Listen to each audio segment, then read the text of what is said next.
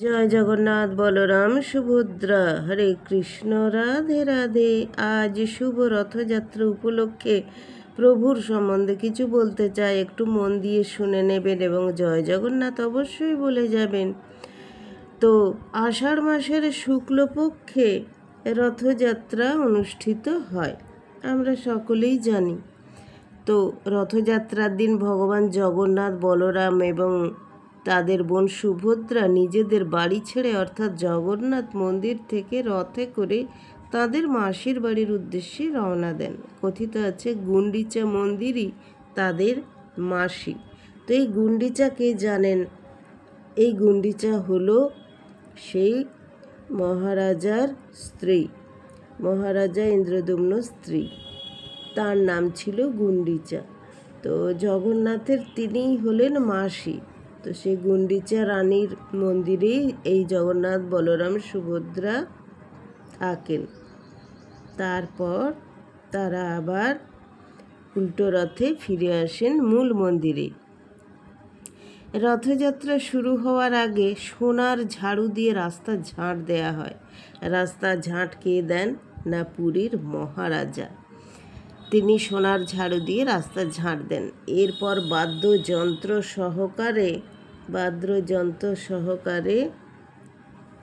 প্রভুর রথযাত্রা শুরু হয়। শত শত কোটি ভক্ত রথের দড়ি ধরে টানে। এই পঙ্ক্তিতে সবার আগে থাকে ভগবান বলরামের রথ, তারপর যায় দেবী সুভদ্রার রথ, আর সব শেষে টানা হয় ভগবান জগন্নাথ দেবের রথ। আগে প্রভু আসেন না, আগে পাঠান তার দাদাকে, তারপর বোনকে, তারপর শত শেষে তিনি আসেন। আহা, প্রতি বছরই নতুন করে প্রতিটি রথ তৈরি হয়। জগন্নাথের রথের নাম নান্দি ঘোষ।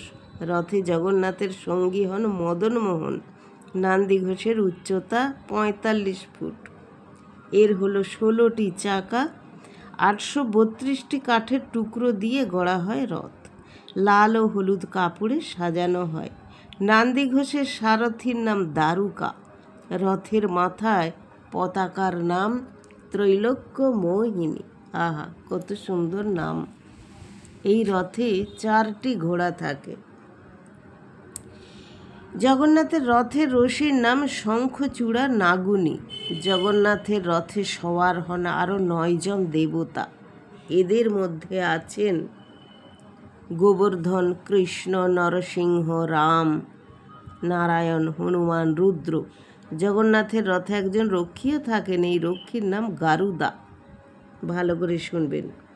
জগন্নাথের রথে এতজন 9 জন দেবতা থাকেন, এছাড়াও একজন রক্ষী থাকেন, তার নাম গারুদা।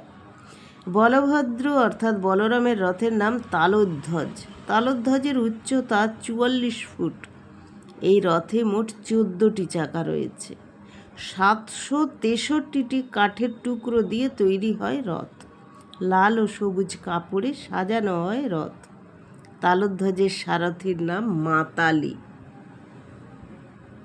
তালধ্বজের রক্ষীর নাম বাসুদেব। রথের মাথায় পতাকার নাম উন্নানি। রথের রশির নাম বাসুকি নাগ। ভগবান নারায়ণের মাথার উপরে যে বাসুকি নাগ থাকেন। তালধ্বজের সারথীর নাম মাতালি আর রথের রশির নাম বাসুকি নাগ। বলভদ্রের রথেও 9 জন দেবতা থাকেন। এদের মধ্যে আছেন কার্তিক, গণেশ, সর্বমঙ্গলা, মৃত্যুঞ্জয়, মুক্তেশ্বর। তালধ্বজেও থাকে 4টি ঘোড়া। সুভদ্রার রথের নাম দর্পদলন।